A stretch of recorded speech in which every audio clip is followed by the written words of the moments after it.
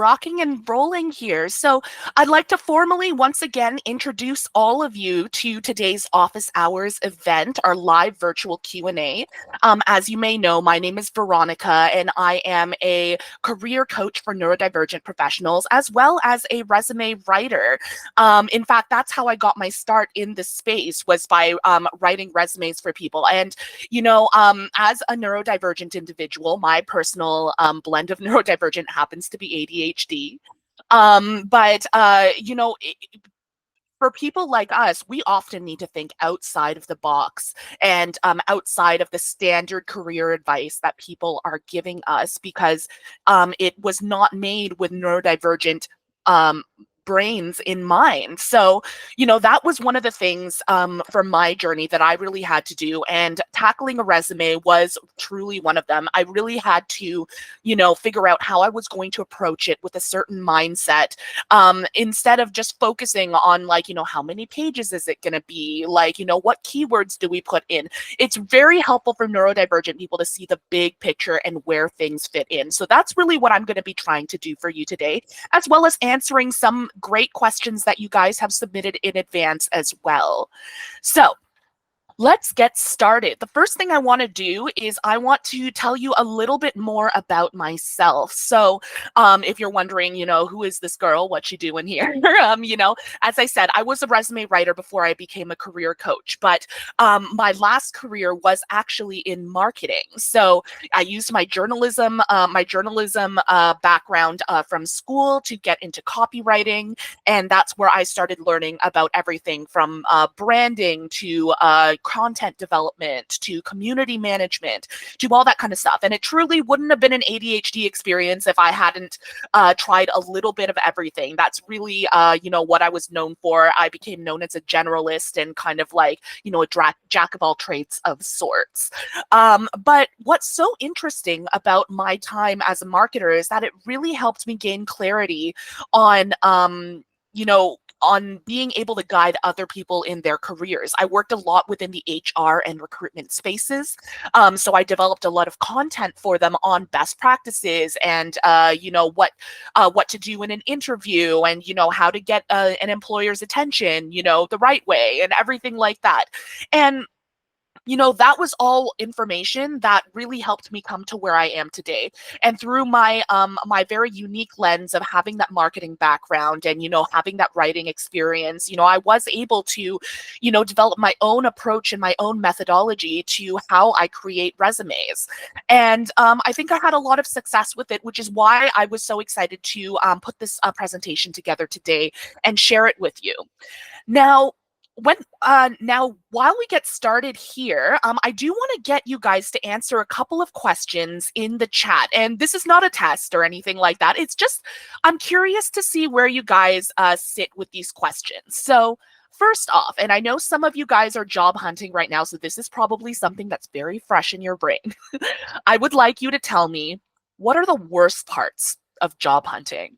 Doesn't have to be about resumes specifically, but what are the worst parts of job hunting? What are the parts that you struggle with the most?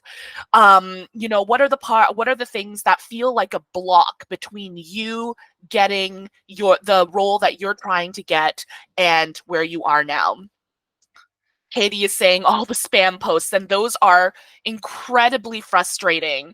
It seems like every other, especially if you're looking for remote work, right? All of the spam posts, it feels predatory and it feels like, like they're trying to take advantage of people who are in positions where they need to get those kinds of positions. So I totally agree with that. It feels fake and the rejection is hard. Thank you, Brenda. And that is really something that we struggle with as neurodivergent people, because we are really known as being authentic. We're most comfortable when we're being our authentic selves and we're being truthful and we're being direct. And of course, rejection is just part of the job experience. Whoever designed the job hunting experience needs to be held accountable and go back, because the fact that it's based entirely on just getting used to being rejected is just I don't know. It feels borderline cruel, honestly. But let's see here. Christine says, trying to find an employer who will actually hire me when I have hardly any paid experience, and also knowing how to play the job interview game. And Christine, you might want to look at our previous office hours video, which I can definitely share a little bit later.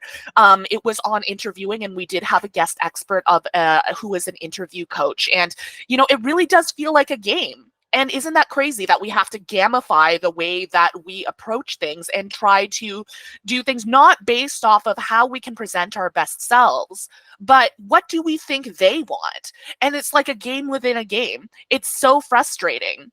Kira says, writing a cover letter feels like rocket science, and I'm literally a writer. And I feel that too. I'm a copywriter by trade. And one of the hardest things to do is write about yourself because we're too close to it. We know every time that we've cut a corner, we know every time we've taken a shortcut, every time we've failed. And because of that, it's very difficult to get an objective lens on, what we can offer. And it often feels very, again, disingenuous and fake. And it feels like we're trying to perform. So thank you so much for all your feedback in there. That really helps. And I hope that you guys don't feel alone when you're going through this, because there are so many of us who are struggling with job hunting, and it can be such a struggle. I guess I don't have another word for that, struggle. My next question for you, I want you to tell me in the chat, how does job hunting make you feel? Like, what are the feelings? What are the emotions? What are the reactions that you get? And I know that we've touched on this a little bit here with the rejection topic and like the authenticity topic and everything like that. But let's see what you guys have to say. How does it make you feel? We have discouraged, depressed, inadequate, frustrated, depressed, lost, defeated, hopeless. These are some really like sad dystopian words to be using for something that needs to be part of our lives and is something that we're going to need to do over and over and over again in our lives. So that is something that we can all share in. And so that is something that I definitely wanted to cover. How does it make you feel? And that is, and my last question to you, and I actually do have an answer for you on this one, but I want to know, what do you think will make an employer want to hire you? So take a moment and think about this because, as I said before, when we think about gamifying the situation and we're trying to think about what do they want to hear from us, it makes it harder for us to focus on what we need to do to present ourselves in the best light. Christine says, also back to the worst parts of job hunting, I don't know how to prove I know as much as I know. And isn't that like, what am I trying to say here? I'm trying to say first impressions, they're not always for everybody. And yet, for some reason, our livelihoods depend on our ability to give a first impression and everything. So yes, that's absolutely one of the worst parts of job hunting. Let's look at some of the answers for this question here. What makes an employer want to hire you? My uniqueness usually gets me hired. And I would love to hear a little bit more about what about your uniqueness appeals to employers. Another answer here. A lot of my knowledge comes from outside my education and my work experience. That's a very good point to make there. Let's give it another 10, 20 seconds to see if anything else comes through here. But what I want to know is, what do you think makes an employer want to hire you? So let's embrace the silence for a moment, because I know I can talk on and on if I wanted to. So I'm just going to take 10 seconds and let you guys type away. And then before I show you what my perspective is on this.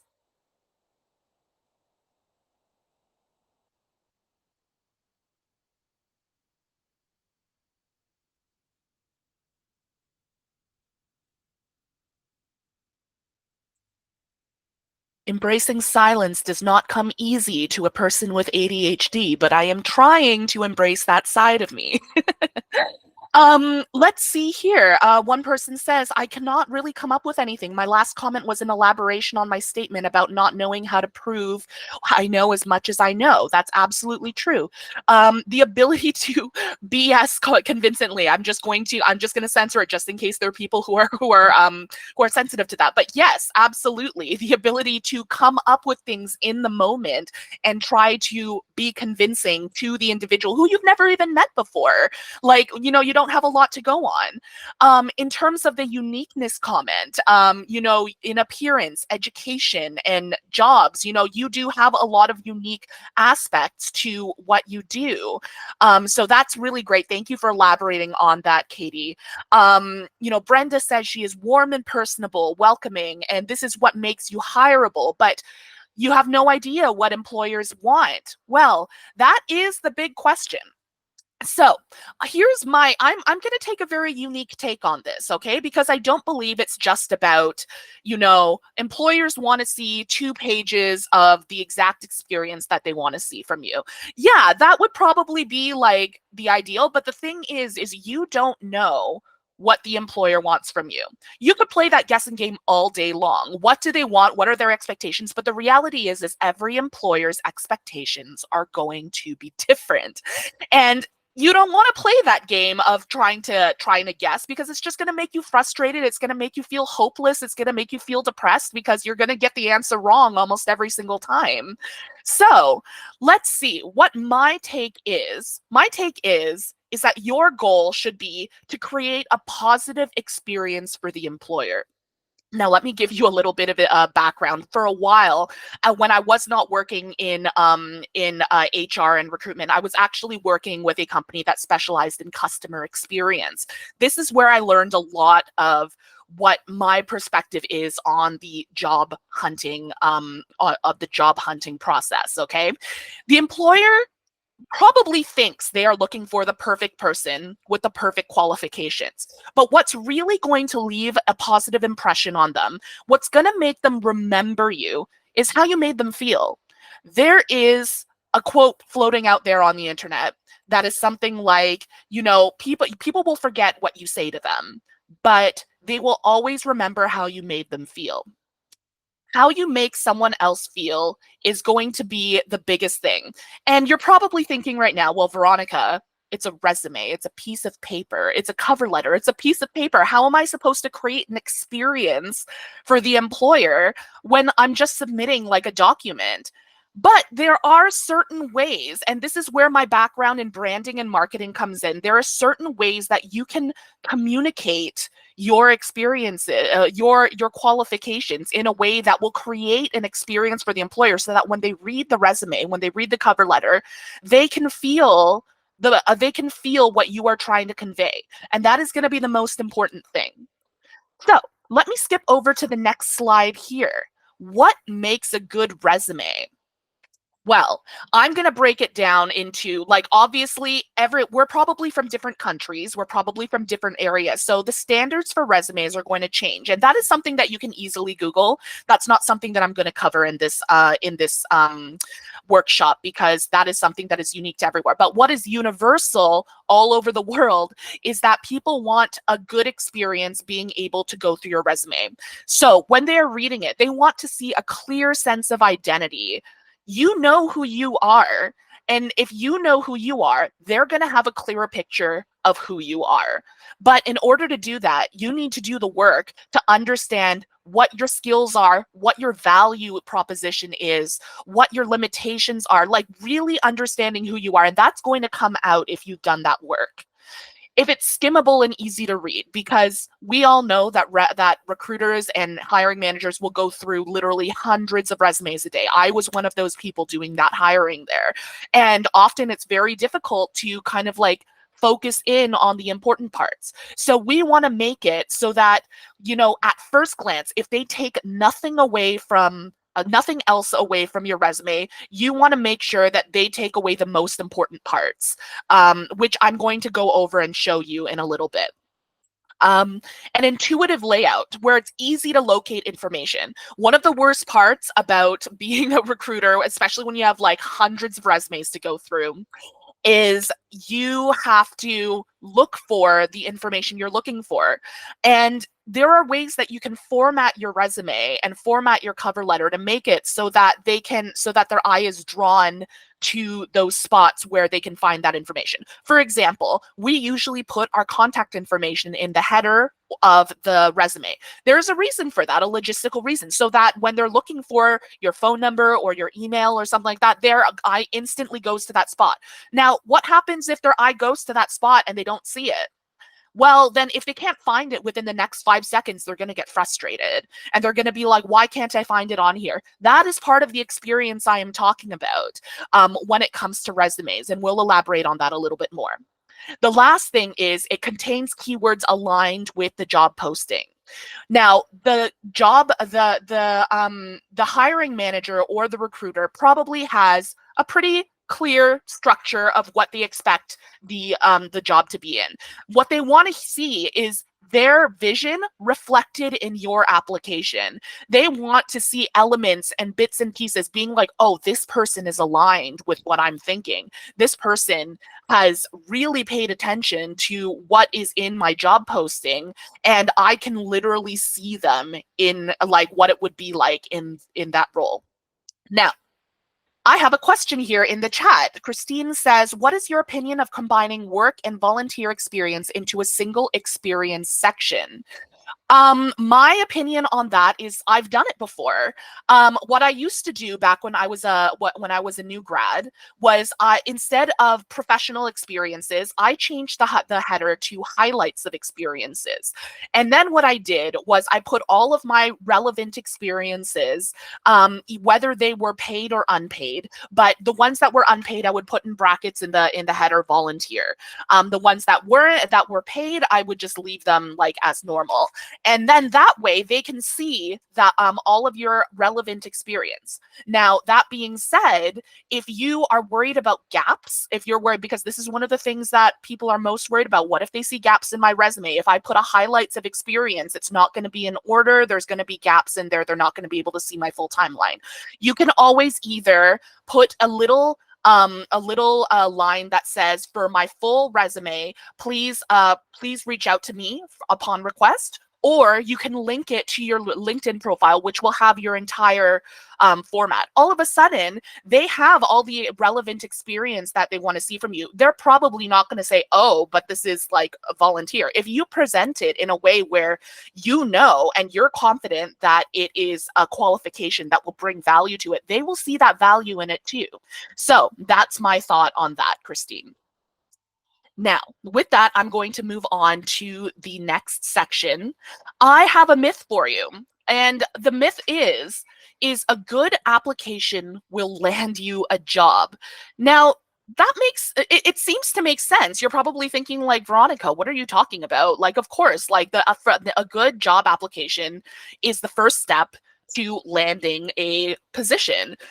But what I want you to do is I want you to actually reframe this. A good application will not land you the job. You could have the best resume in the world and it would not guarantee you getting that job, because that is the first step of the entire thing. You still have the interview, you still have like the hiring process, background checks. There are way too many factors in this other than your resume that will determine you getting a job. So I want you to reframe resumes as this.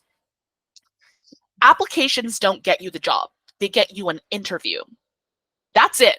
That's all they do. An application, a resume, a cover letter, a CV, whatever you call it, they don't get you the job. They get you a foot in the door so that you can have the opportunity to express yourself.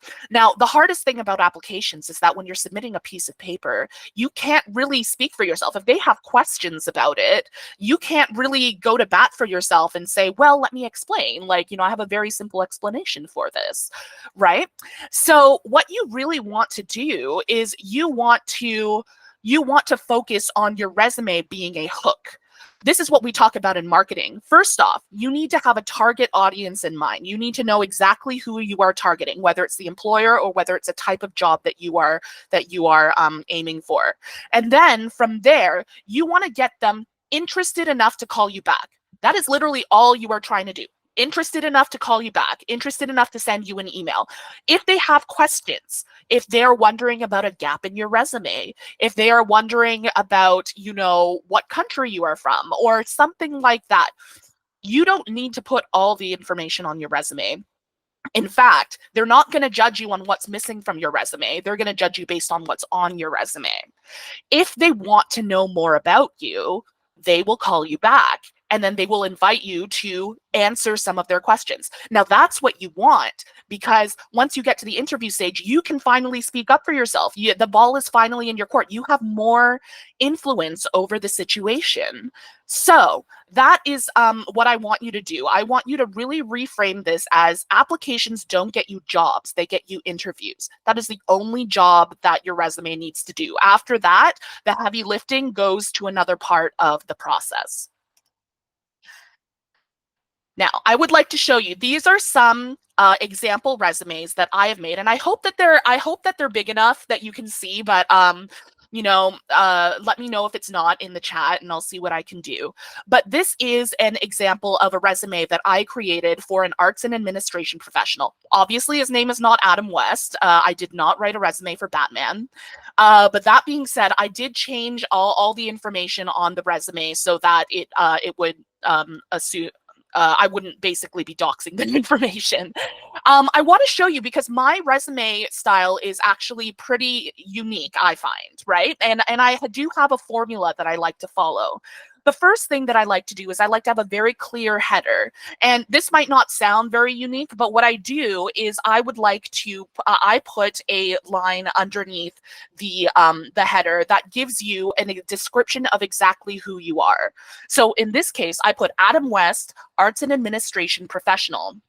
That in one sentence shows that this person has tailored their resume to this. They are, and it makes a connection in the recruiter's head that, oh, this person is perfectly suited because they have a title here and it's perfectly suited to the type of job I'm doing. Now, what the secret is about this is that you can change that title for whatever job you apply for. So I'm going to use marketing as an example because I used to be in marketing. Let's say that I'm applying to a marketing generalist job where I'm doing a little bit of every type of marketing. I could put there Veronica Yao, marketing generalist specialist or something like that. You know, something that will align with it. Now, let's say that I want to use the same resume, but I want to apply to a social media job that specifically deals in social media. Well, all I got to do is change that one line and say social media specialist instead and send it. And all of a sudden it looks like I've tailored it. And that is going to be one of the first things that they see. And that is going to be one of the first things that leaves an impression in their head. One of the other rules of marketing that I'd like to share with you that will help you with your resume is that is this term called above the fold. And for anybody who still remembers newspapers used to come folded in half, and everything that was on the top half of it here was the headline. That was the most important part. That was the part you would see at newsstands facing up. It was the part that if somebody gave you a newspaper, that was the first thing you would see. And that is the thing that people are going to carry with them in their head. They're going to remember the headline. They're going to remember the picture on the front page and everything. Same rule applies to resumes. You want to focus on everything in the top half of the first page. You want to focus on, what do you want them to walk away from looking at your resume and still remember about you. This takes me to the next section, that gray box with the 4 icons. Icons are optional, by the way. I like them, but not everybody does. So, but the most important thing is the information we're putting there. We are putting the 4 top qualifications of what makes this person well suited to the job.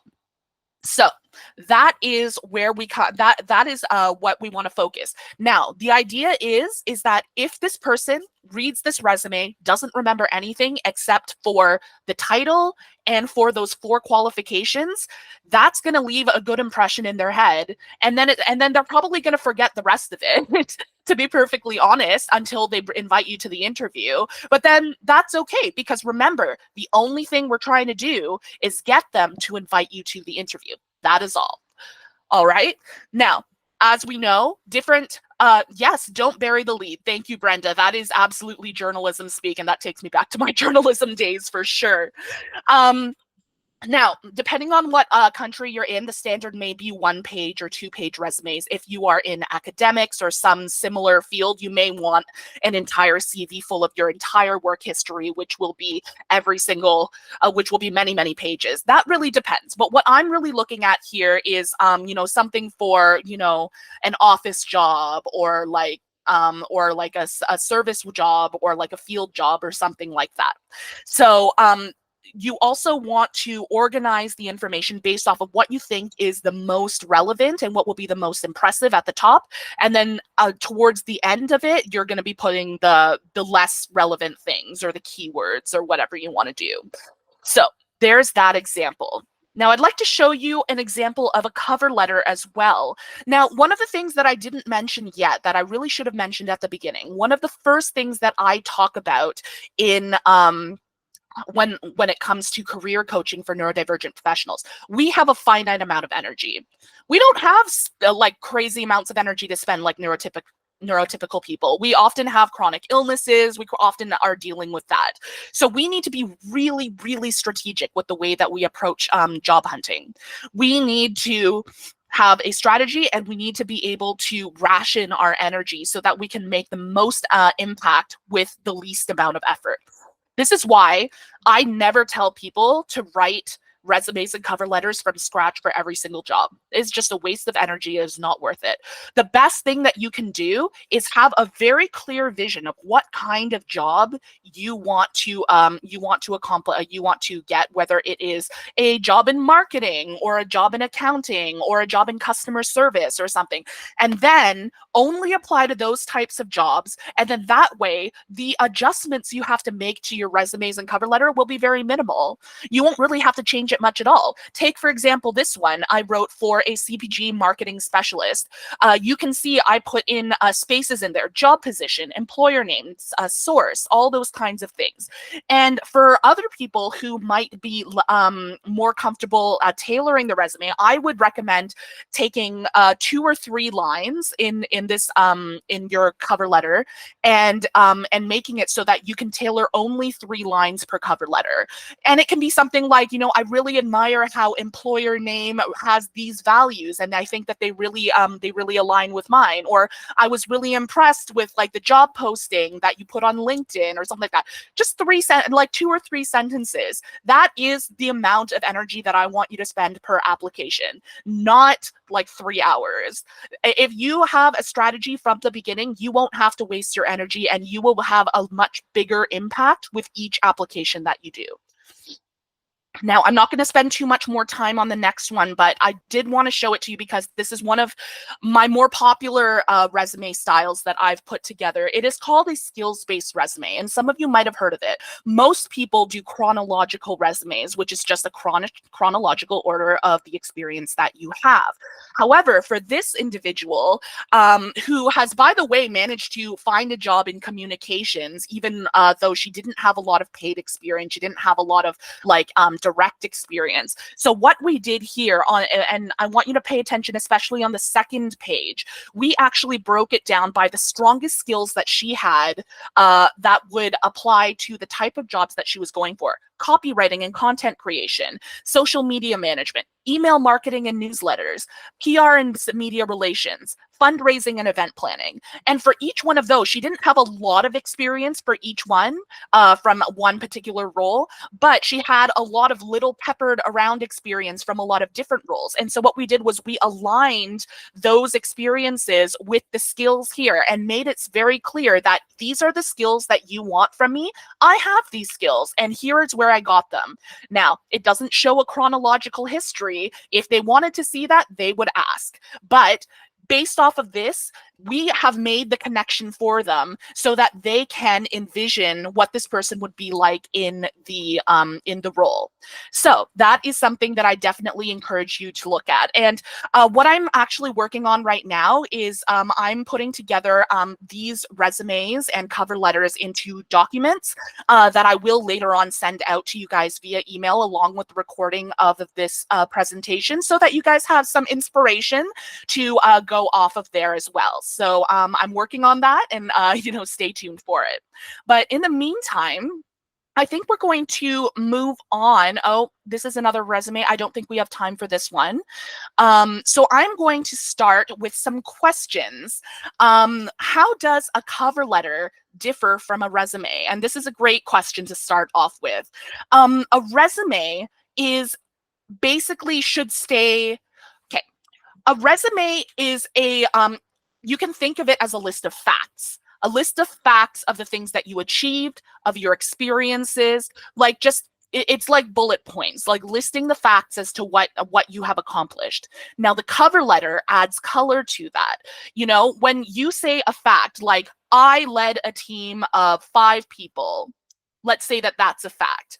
In a cover letter, you might say, you know, you might not say I led a team of 5 people because you already said that in your resume. But what you might say is something that might add color to that. For example, I really enjoy leading people, and my approach is really comes from ABC or whatever, right? That gives context and really brings to life the facts of your resume.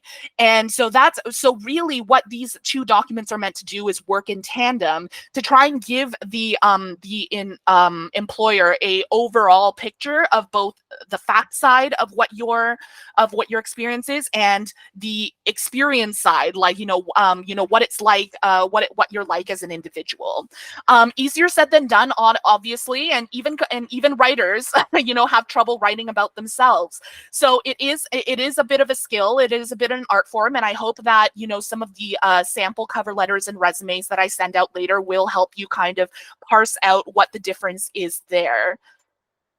Let's go to the next question. I am doing a master's that will lead me to a career change. I have 12 years of previous work experience. My CV is long, but so far it was okay for my sector, but it's not working anymore. I see people with very visually creative CVs. How can I make my experience relevant and make it look pretty? Okay, this is a really great question. And you know what? It can be really intimidating when you have a plain, Microsoft Word document, like all text CV, and you see other people with beautifully designed CVs on like Canva and all that kind of stuff. And it can make you feel like, hey, maybe I'm not catching the attention of people, right?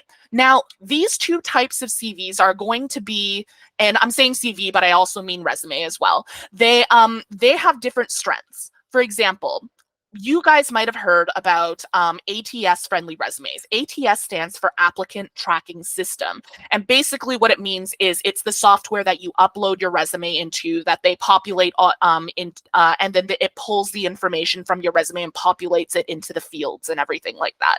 That is an ATS. And and what a lot of employers have been saying for many, many years is make your resume ATS friendly so that it populates the information properly, and so you have a better chance of making it past the automatic screening, where the system will look for certain keywords and stuff.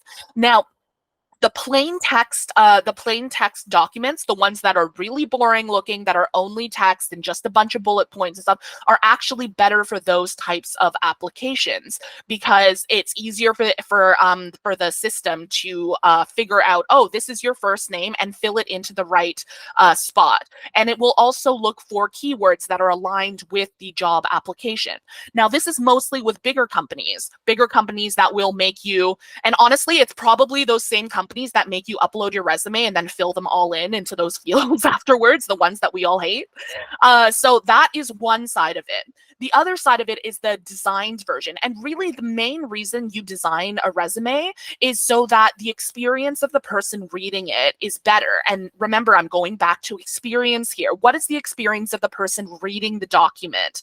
Now, of course, these two documents are completely different, but they serve different purposes. So sometimes what I like to do is I like to have a copy of both. I like to have a plain text copy of one, and I like to have a designed copy of another. And so depending on what I'm doing, if I'm emailing a resume directly to someone, or if I'm uploading it to LinkedIn and I know they're going to be looking at the PDF or something like that, then I would probably want to have it a little bit designed. And if you saw from my previous examples, those were all done in Google Docs. And I actually They weren't technically ATS friendly because the way that I formatted them was using tables. So I would use tables and to put all the text into place, and then I would turn the table edges white so that you can't see them. So that's how I formatted them. But technically they say, oh, it's not ATS friendly, but technically, like, there's nothing perfect about the ATS system. So it's good to have a copy of both and know how to do that there. Now, I don't know what industry you're going into. Some, like if you're going into academia, you want to have a very long CV with absolutely everything that you've done. But for most jobs, like office jobs and stuff like that, you're going to want to only show the things that are relevant, because the more information you put in, the more information they need to process, and the chances of them leaving with the impression that you want of you is lower. So with that said, I hope I answered your question. It's hard for me to say, like, what exactly to do if I don't know what your industry is, but don't be intimidated by the visually created CVs. Honestly, like for me, I just make sure it's a readable font. There's enough space between the text so that people can skim it and it looks very clean and everything, but you don't need to go into Canva. You don't need to like start like graphic designing things, right? Honestly, just a Word document with like, a very professional color for the headers and stuff like that will go a long, long way. Okay, we have a question here. I'm going to be applying to psychometrist jobs. Sorry, I probably said that completely wrong. Possibly case management jobs and possibly admin assistant jobs for mental and physical health providers, fully remote jobs only. Okay, so in that case, if I'm not mistaken, and I do encourage you to do your own research in your industry to see what the standard is, because it's impossible for me to know every single industry in the entire world. But that being said, it's going to be important. I think it's probably going to be more you want to put things that are relevant.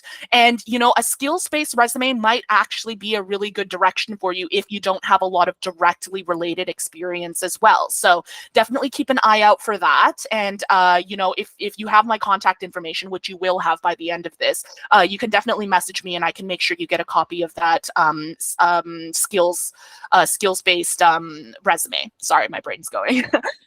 One other question here. Forgot to submit a question. I'll answer your question right now, Katie. Do you have to include your education on your resume? I have MED, but I'm only looking for part-time jobs outside of education. Good question. I mean, okay, here's what I'm thinking. What you're probably, master's in education. I'm thinking that you are probably worried that your education is going to make you seem overqualified. And it's true.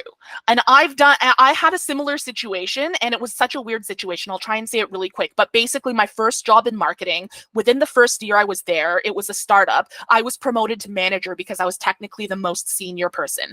But in all, I had less than 2 years of marketing experience total. What I had to do was I fudged it a little bit. So instead of saying I was a marketing manager, I had to change it to say I was a marketing specialist. But all of the experience I put down there was the same as what I did, and except I took out the parts about managing people if I was applying to something that didn't require that.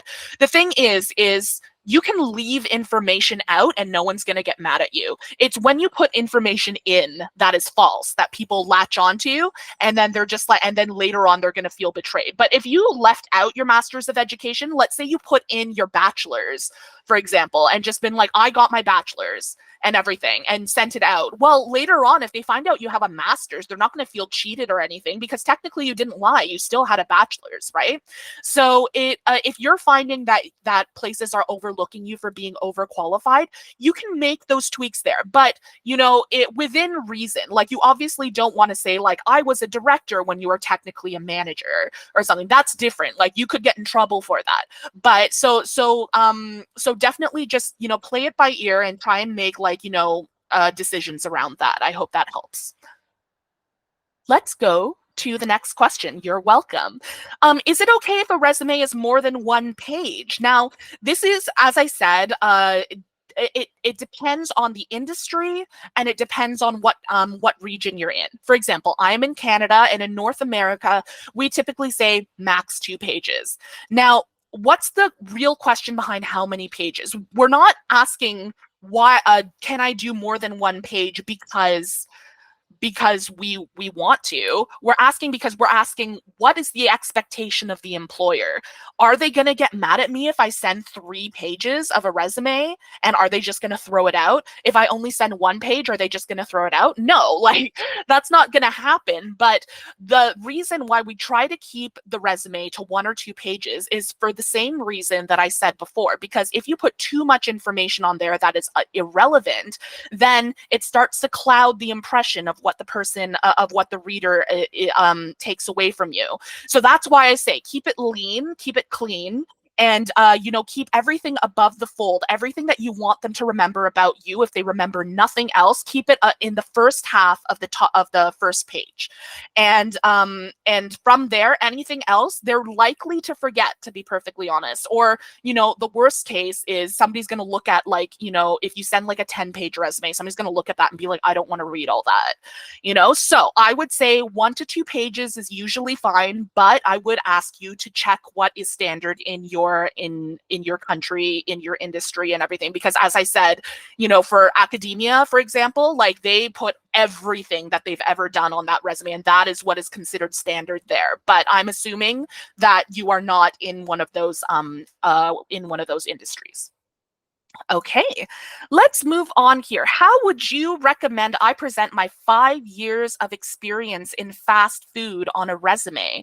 And I don't know if this person is here, but it would really depend on what kind of job you're looking for. Now, if you have 5 years of experience in fast food and you're looking for a job in fast food, then I would recommend a regular chronological template. Just put down, every year that you've worked and everything. If you have any gaps in your resume, I would recommend changing the title of that section from professional experience to highlights of experience, so that you can get away with saying, like, oh yeah, that's why there are gaps, because I only showed you my most relevant experience. And you can always include a line that says, for my full work experience, visit my LinkedIn, and put in but a hyperlink. Or you can say, for my full experience, please reach out to me. Either way, remember, the goal of your resume is to get them to call you back and nothing else. Now, if you were applying for something outside of fast food, let's say you were trying to get into a customer service job in an office situation, like you're tired of working, like, on your feet, you want to like have something that's a little bit more sustainable for you. Maybe that's the situation. For example, one time I helped my friend, she only had retail experience, and I helped her get a entry-level job at a startup company, a tech startup, as a customer success representative. She was basically using all of her customer service skills from retail, but she was applying it in a new space. She was at a computer, she was answering emails, she was providing support in that way. So the most important thing that I would say is, if you decide to do it chronologically, you can absolutely do that. But I do suggest a skills-based resume, which I showed earlier, and that will really try and help connect the dots for the individual. Remember, if we do the work to connect the dots for the employer, they have a better experience because they don't have to do as much mental work. And then they're going to be like, oh my gosh, this person has so much initiative. They know how to communicate themselves and everything, so much so that when I read their resume, I could picture what they would be like in the role. Well, we got to call them to see if this is actually the case, so that we can actually talk to them. That is the goal there. So that is my recommendation. If it's still in fast food, you want to use a chronological resume because you have a lot of relevant experience. If you're trying to move to a slightly different field or a different industry or something, you can also use a chronological resume, or you can consider a skills-based resume as well. See how much time I have here. A little over 10 minutes. Let's see how many more I can get through. I always hear that I need to make my resume ATS friendly. How can I do that? Now, I covered this a little bit earlier, but I'm going to go over it again really quick. So as I said, ATS stands for Applicant Tracking System, and that is one of the systems that you upload your resume to. It pulls the information from it. It scans it for keywords and everything. So as I said, the best way to make an ATS resume is just to make a plain text document in a Word document or something like that.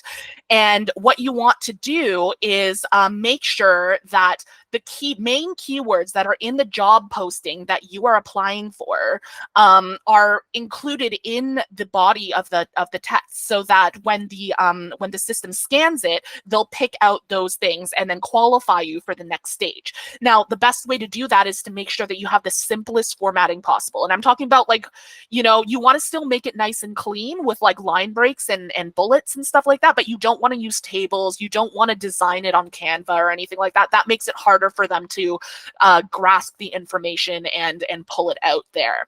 So, you know, as I said, ATS-friendly resumes and designed resumes both serve two different purposes. One is meant for the computer and one is meant to be seen by human eyes. And, you know, yeah, like that's basically it. So you're trying to impress two different people at once. I know it's not the easiest thing, but there it is. We have a question from Brenda I'd like to read out here. So, I have had 2 careers and wonder about the best way to include them in a resume.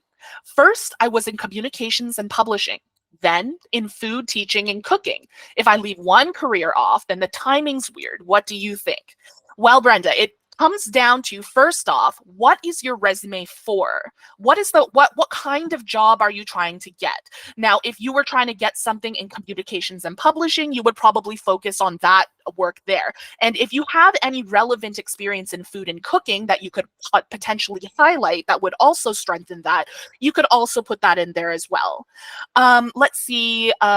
Sorry, it just went up. Then, but if you were going into a completely different space, maybe you might need a skills-based resume that will once again connect the dots for the employer to see, like, what are your transferable skills and what would you look like in there. Again, I really do recommend doing the highlights of skills or highlights of experience header, because it helps you get away with the gaps in your resume. And if you're worried about them seeing any gaps or the timing or something like that that's off, then you can always, again, put a line in there that says, if you have any questions, like, please feel free to reach out to me. And that's the thing. Like, if there's something missing from there, they're not going to know what's missing and they're not going to know it's a bad thing. They're just going to be like, hey, I wonder about that. I should ask this person, because literally everything else on a resume is really great. So, you know, that's my advice for that. Can I pipe in for a sec? Yes, Brenda, what is it? Thank you. Okay, so you're saying that, like, say I applied for like a food related job now, and I send a resume and it's showing, you know, the last few years, all kinds of experience in that. But then the decade before that was all unrelated in the communications and publishing. So do I just leave that out for this job, and that's where I include the hyperlink to say more info? Yeah, basically. I usually find that since there is usually a 2-page limit, especially in like Canada, for example, we're in Canada, you know, there isn't often a space to put more than 2 or 3 experiences on your resume anyway. So they're going to be expecting that it's not going to be your entire experience. It's going to be the most relevant experience. And it's going to be more important to show what's relevant than what's most recent, because, you know, what you did most recently is not going to have as much impact as what skills you have and how it applies to the job. So you can remember, like, you know, whatever you leave off, like, it's more about what you put in than what you take out. If it's not there, it's harder for them to judge you on it. And if they have any questions, they will reach out if you leave a good impression.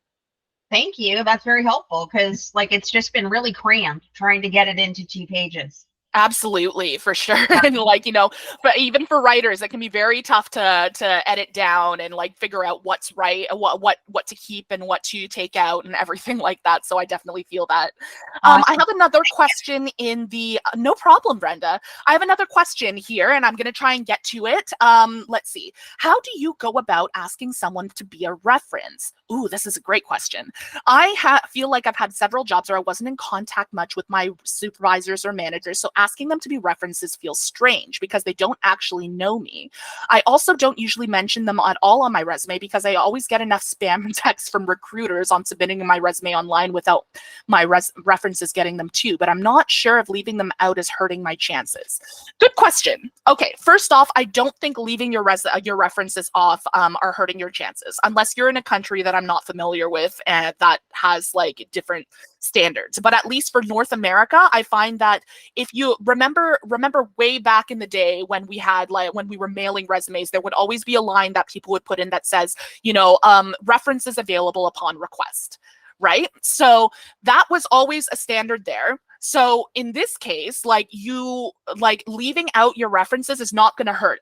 What you really want to do is, again, it's all about what's it. Oh, I'm losing my train of thought. There it goes. But it's all about what you put in and not what you leave out. Okay, so if you don't have your references in there, they know they can always ask you for references. They have the power to have that conversation with you and be like, hey, I would love to. Now, your other question about asking your managers and supervisors, this can feel weird, especially if you didn't feel like you had a very strong connection with them. That being said, I want to reassure you that managers and supervisors get asked to be references all the time. I've been asked to be a reference before. This is how I feel when somebody comes up to me for a reference. Even if I didn't know them very well, even if I didn't talk to them very long, they would say, hey, would you be a reference for me? I would think back and be like, did I have an okay experience working with this person? Did I have anything significantly negative that would impact my ability to, confidently say, yeah, I think they'd be a good fit, or I'd be good, they'd be good. Now, as long as you didn't do anything to horribly wrong them or something, it should be fine, because they're going to think, oh, that's really nice that they thought of me, or oh, it's great that they think that they trust me to do this for them. And if they're the type of person that will help other people out, then they're most likely going to say yes. I've never said no to anybody for references personally. But that being said, if you did have a significantly bad relationship with somebody, you had some drama or falling out or something, I would avoid that. But if you're feeling you didn't make a huge impression on them, but you're still feeling but our relationship was okay, but it wasn't that strong, you might be surprised. If you trust them enough to be to not be malicious or manipulative and be oh, this person was terrible, then they're probably going to say something good.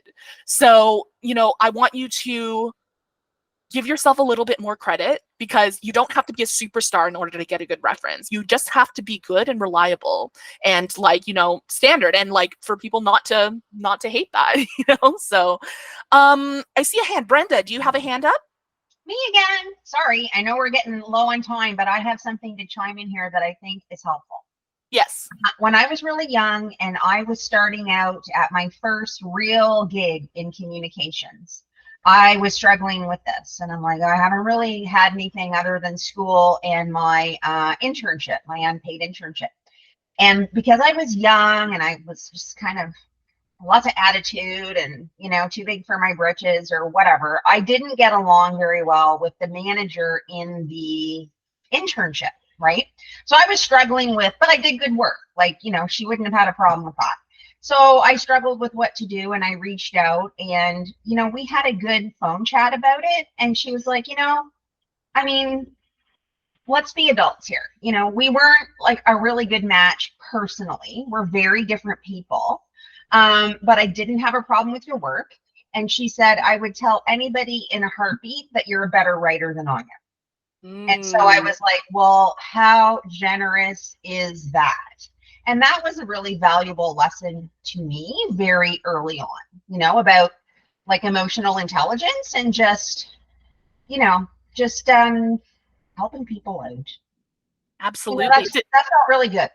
Thank you for sharing your story openly with us, and I hope that that's reassuring to you, Kira, about asking for about references, because it can be nerve-wracking. I totally feel that.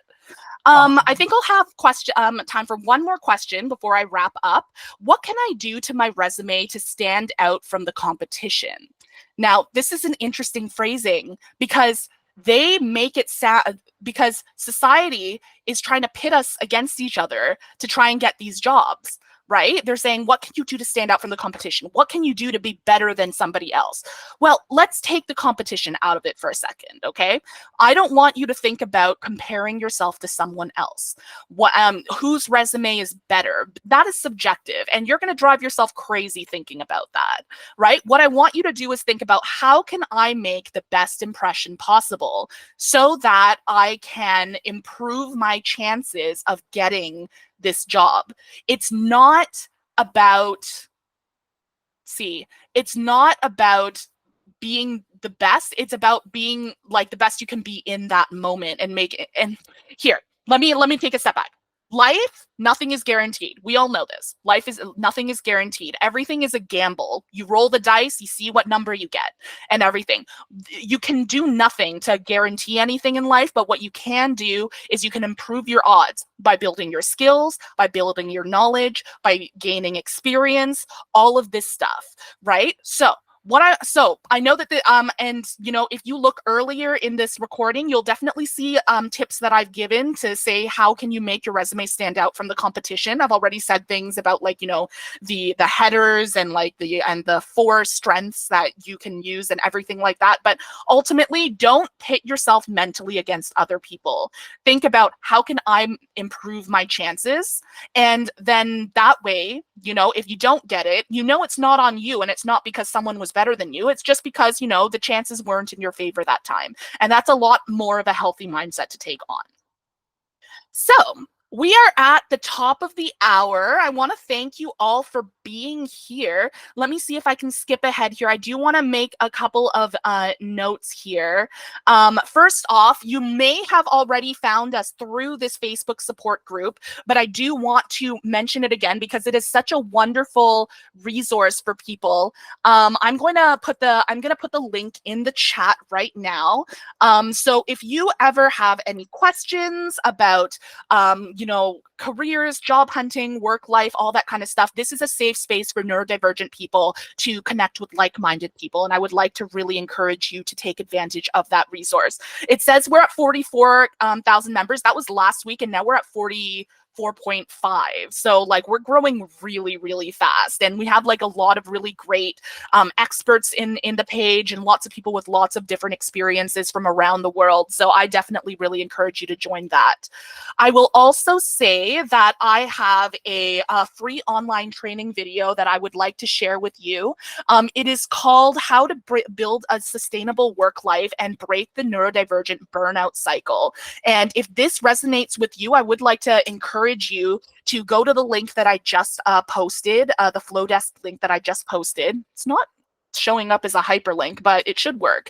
And sign up for that video training. It's just a video. It's just a video that you can watch on your own time. It has a lot of activities, and it will take you through the work that you need to do to get to know yourself as a professional and set the work-life standards that you need so that you can build a more sustainable work life and break the cycle of burnout at work. And that's basically it. I want to say thank you all to everybody who was here and for all of your questions. I hope you learned something. If there is something in particular that you're taking away from this presentation that you're especially happy about, I'd love for you to share it in the chat before you leave. Otherwise, I will stick around for another couple of minutes or so. So if anybody has any questions or would like to chat, I would be happy to do that. Otherwise, I'm going to end the recording now. So thank you again for your time, and I hope you have a wonderful day.